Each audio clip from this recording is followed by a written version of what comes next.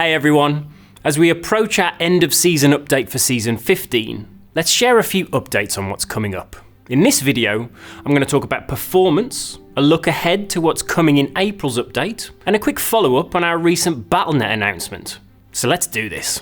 Let's jump into game performance. So March's update continued with our performance drive and delivered a number of improvements across the client and server. Unfortunately, we did see reports of heavy frame rate drops for some players, particularly those running at high frame rates. We released a hotfix shortly after, which included improved performance monitoring behind the scenes, along with some targeted and some speculative performance optimizations from the team. This hotfix has been live for a week now, and at the point of filming this update, we've seen the frame rate impact improve for some players already, with further improvements still being worked on by the team. April's update therefore makes a few further targeted improvements, and to help stabilise the experience, we'll be scheduling some of our more riskier changes for our May update and beyond. The team has done some incredible work in the performance space recently, and while I warned there was likely to be some rocky times, and March's update being an example of that, we're already seeing the broader experience lifted by the team's hard work.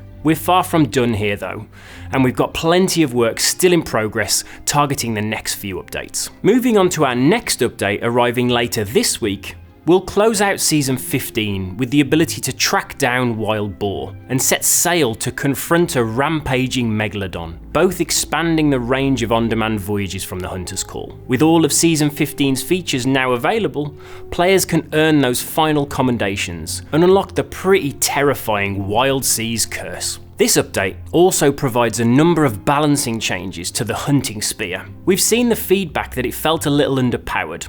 This update is certainly going to fix that. Hunting spears have been given a damage increase across the board, making them much more powerful in combat against creatures and players alike, with additional damage caused to Megs and Ancient Megs. With this damage increase, players struck with a well-aimed spear will now find themselves on the ferry, as a thrown hunting spear now delivers a devastating one-hit kill. During naval combat, hunting spears stuck in the ship's hull now let in additional water and require more effort to remove, taking longer for the crew to dislodge them and repair. And then finally, to wrap up the party, spears will now remain on board when diving to a voyage or into an hourglass battle, allowing you to stock up before setting sail.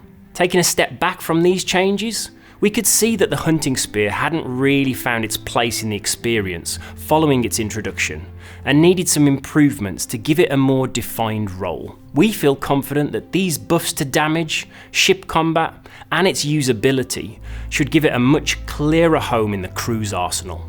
I know the one-hit kill is going to be a controversial decision for some players also, but given this is effectively a skill shot on a limited use item, and players are incredibly vulnerable when using it, we feel this strikes the right balance of risk versus payoff.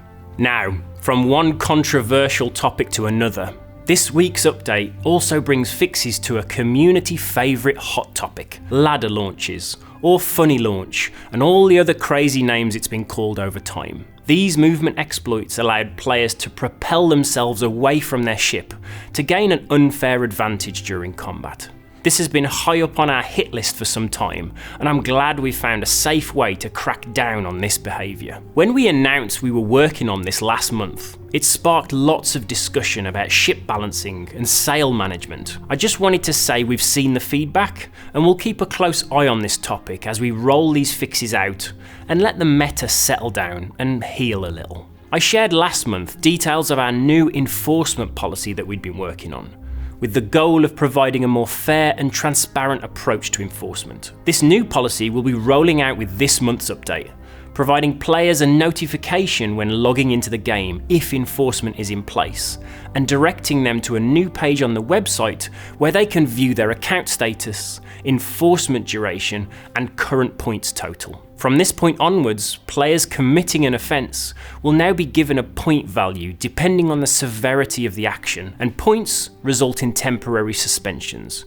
1 point 1 day, 3 points 3 days, you get the idea. A month of good behaviour will see your points decay by 1, but any player reaching 12 will receive a permanent ban. We'll continue to monitor this new policy to ensure it's providing players those opportunities to learn and grow from their mistakes, and hopefully lead to a better experience for all our players. I'll also share more on our approach to providing some of our players with long-standing sanctions a second chance in Sea of Thieves, once we're happy this new policy is bedded in and is working as intended. Before we finish, following our announcement of our arrival on Battle.net on May 22nd, we've seen lots of questions around how those exclusive cosmetics are going to be managed. Players purchasing the premium edition on Battle.net and gaining access to the exclusive new sales, or pre-ordering to gain access to the Cobalt Kestrel weapons, will find they are added to their account in May, and can then be equipped when playing on Windows, Steam and Xbox consoles. These cosmetics will however be unable to be equipped when playing on PlayStation 5. We can't wait to welcome new pirates onto the seas next month, so if you see those fancy new sales on the horizon, make sure to help guide them on their way to the Ferry of the Damned. I'm kidding! Be nice!